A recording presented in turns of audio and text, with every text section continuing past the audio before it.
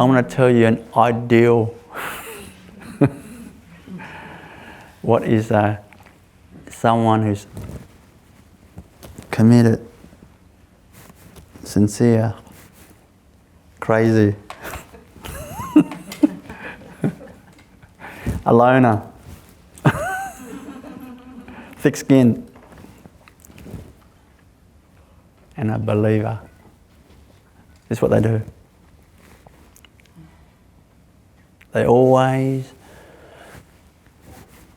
have a dream in their heart that they want to be the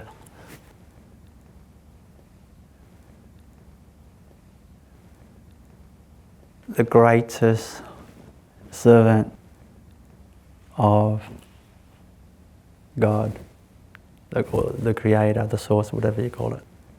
In your heart, you just want to be the greatest servant. You see, when you say greatest servant, somehow it doesn't sound competitive. Sounds like this is you. You want to be your greatest. Like this first, your attitude, like this. And in your heart, your love. It's like when you love that, you want to be that greatest servant. You want to be the greatest potential in yourself. When you're sincere about that, immediately you're going to love the Creator. You actually don't have to read any books or learn anything. Automatically, you have this feeling you love the Creator. You're like something you love, like this. And when that happens, suddenly you're always on a lookout. You're always like, I wonder if God's going to send me a message. I wonder if we read maybe something. I want to get a sign. So you're always on the lookout. You're like a child, you're always on the lookout. It's almost hide and seek. You're always looking out to see, looking for the other person, but you're looking for God. But God is not a particular form.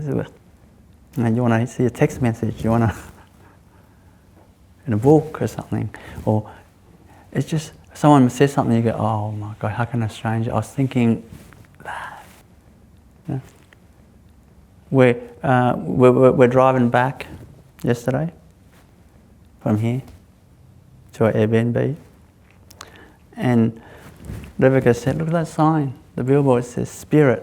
I think it was an alcohol ad or something. But she saw Spirit. Look, Master, Spirit. I said, well, I think God was watching. You understand what I'm saying? You're on a lookout. Like this.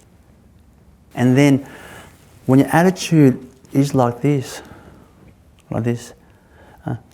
automatically, I don't know, it's an automatic thing. It's not you're told to do. Automatically you feel love for creation. You just do. You just do. So you just feel love for creation. It's like everyone you see, you love them. You don't have to say anything, you just feel that feeling in you. Like this. And then another thing that comes naturally is you love peace. You love peace. So what you do is it's like peace becomes the most important to you. It's natural. You don't want anything like, you don't like it when you lose peace, because not that you don't like it, but that's not who you are. It's not who you are. So when someone tries to disturb you, you always try your best, that strengthens you to be calm and respond to that. You try your best, you know. And when you're under pressure and stressful in the job you don't like or whatever, you always like your attitude.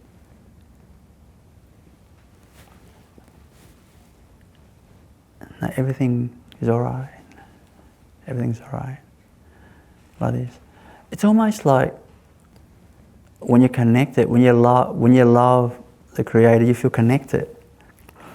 And when you feel connected, I mean, you're connected. I mean, listen to that. You're connected with the Creator. I mean, you're connected with the big boss.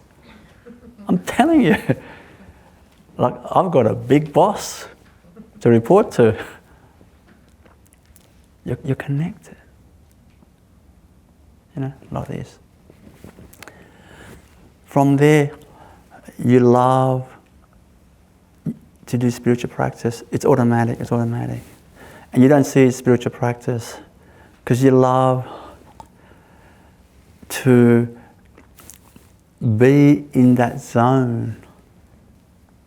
That space is like where the Creator lives. That's in the present moment, you know. It's not in your head, the box. You love that. It feels right, you know. It's like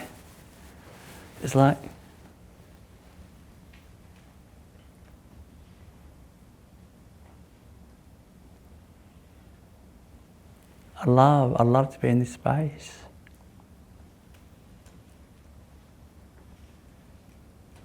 I mean, feel that. I love to be in this space.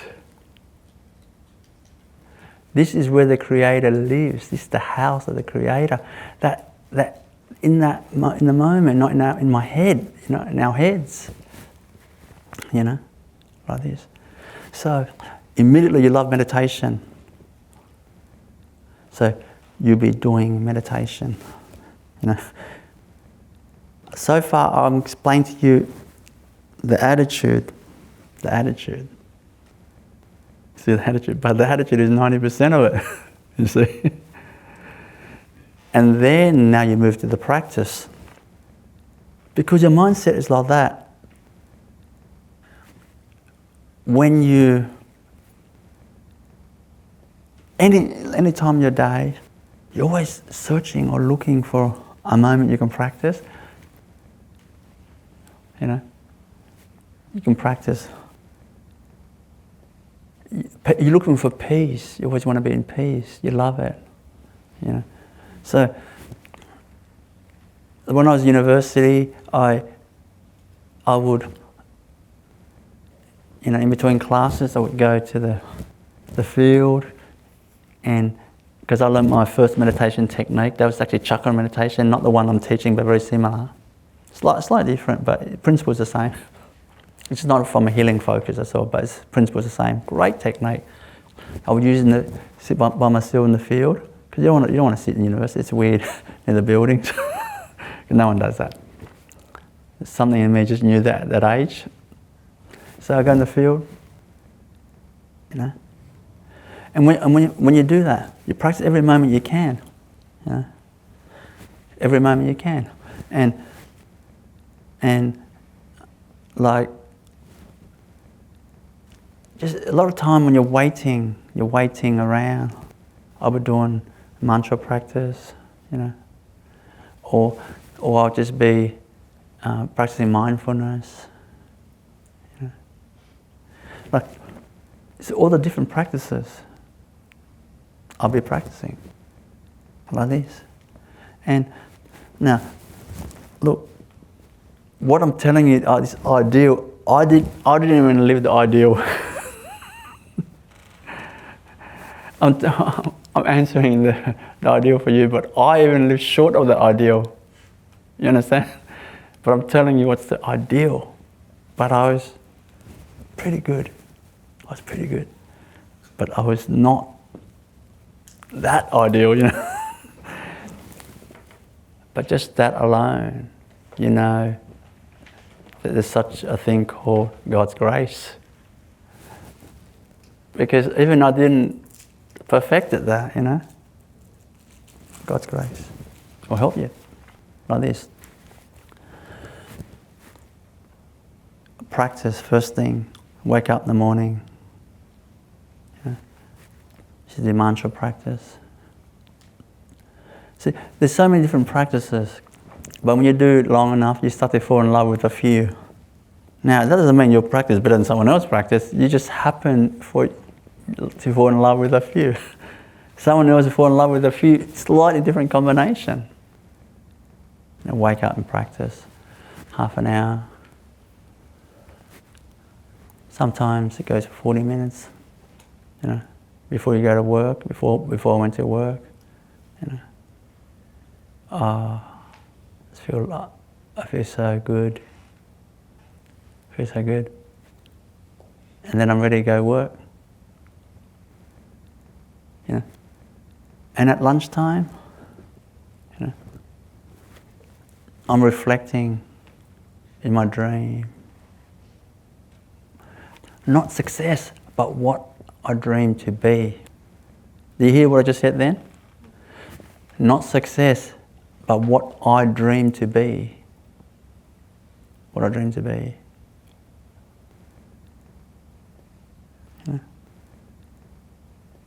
And this is how you know that when you're reflecting on what you dream to be, this is how you know that it's what you dream to be and not what someone else dreamed you to be. Society, and all sorts of things. Like this is how you know. When we reflect on that, tears are going to come to your eyes. If tears don't come to your eyes, that's someone else's dream for you. Tears of comfort. Tears of longing. You reflect on this, And you honestly cannot even imagine what you dream to be, that you could be. You cannot imagine that. It's like too high level, Another thing that another sign that that is that's your dream to be, and not someone else want you to be, is it's big. If it's become a billionaire, that's someone else's dream, not yours. Because that's too small. I'm telling you, that's too small. That's someone else's dream. That's not your dream. I'm telling you. That's how it works. Nobody stops and dreams that I'll become a billionaire one day, and then suddenly that longing for that brings tears in their eyes. No.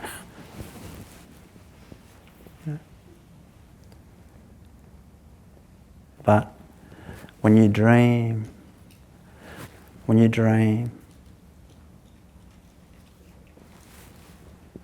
to be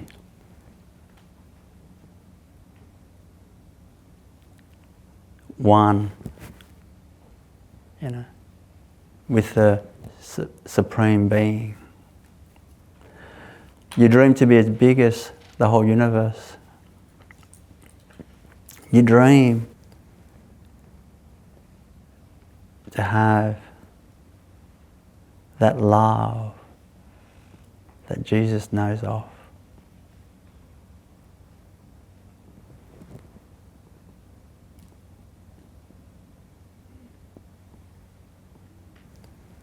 You dream to have the wisdom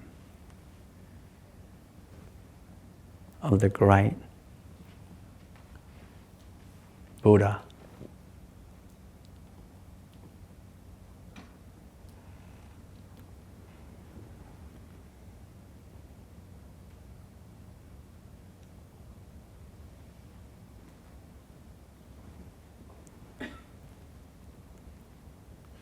That'll make you cry.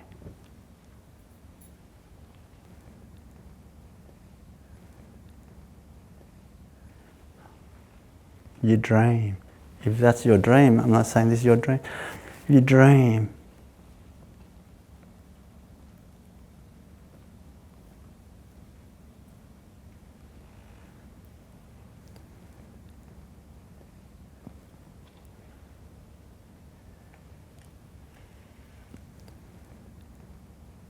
To heal anything.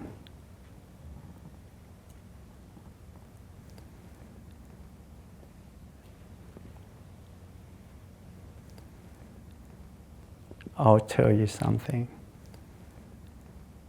You cry.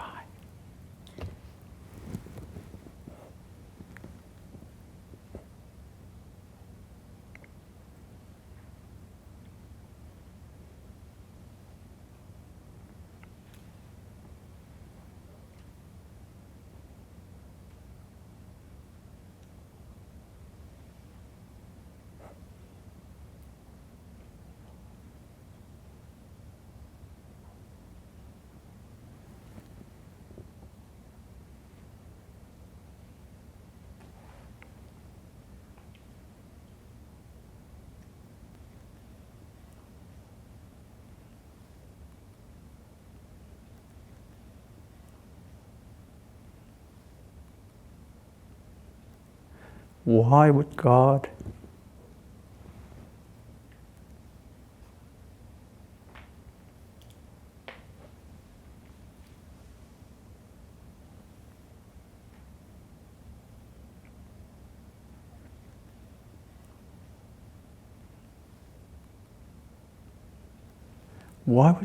give you the power, that level, just to heal one person? Why would God do that? That level, the power.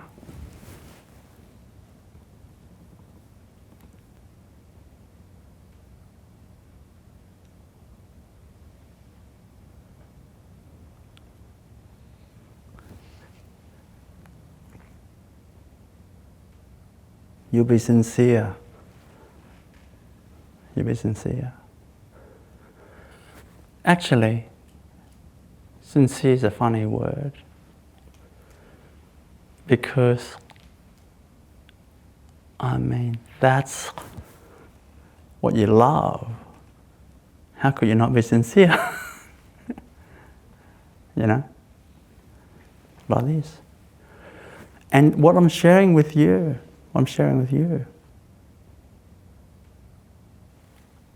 this could be in the form of a father, mother, just raising the children.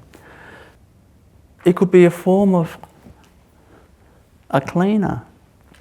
It could be, this dream could be anybody, you know. It's not like, because it has nothing to do with success. It has nothing to do with it.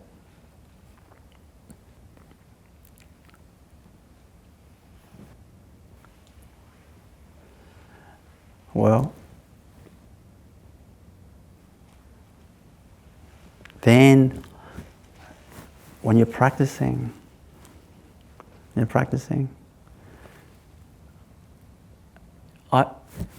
I've never ever in my life do spiritual practice and felt it's a practice.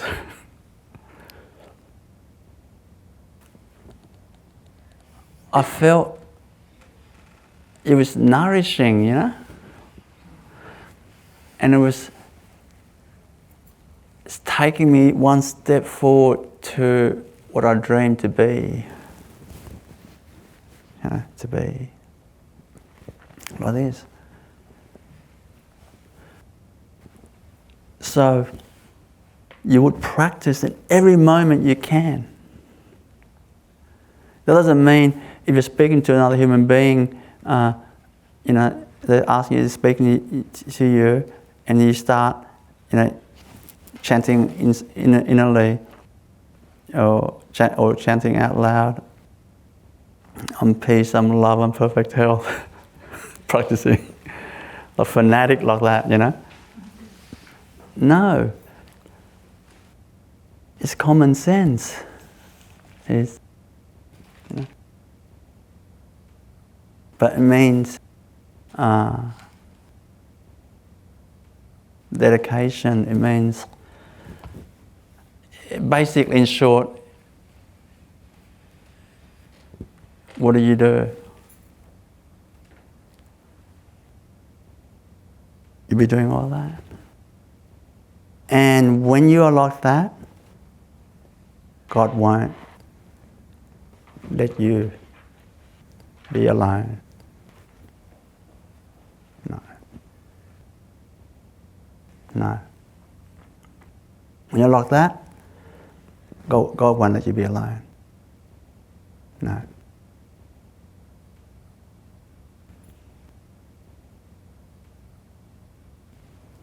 When you're like that, God will send you a master.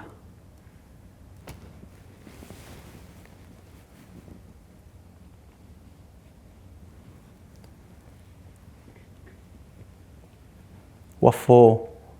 To serve you. You hear that? God will send you a master.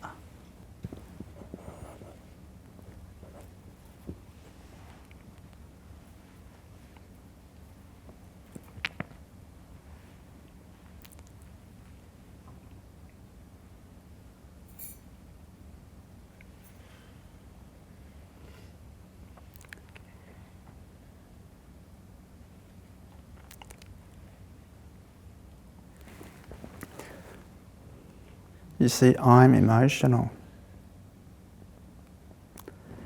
because that's what happened.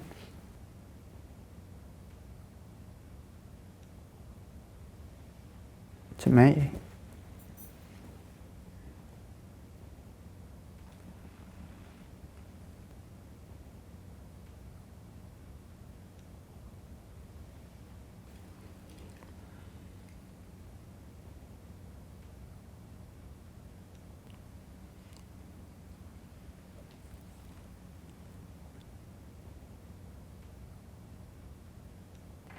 You're asking, how should I practice every day? I'm answering, what's the ideal? What's the peak ideal? And I wasn't in that. But I gave it everything. I mean, if you do something, you might as well do it right. If you're going to sing your heart out. If you're going to eat well. If you're going to laugh like thunder.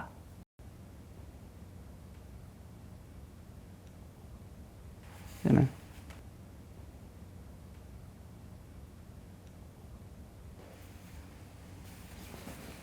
Might as well. Might as well. Why be afraid? Why just, smell it? Do your research. I don't mean fanatics. Fanatics is troubled people. I mean, Rumi said, let your heart, let your love pull you to where you love to be. That's not fanatics.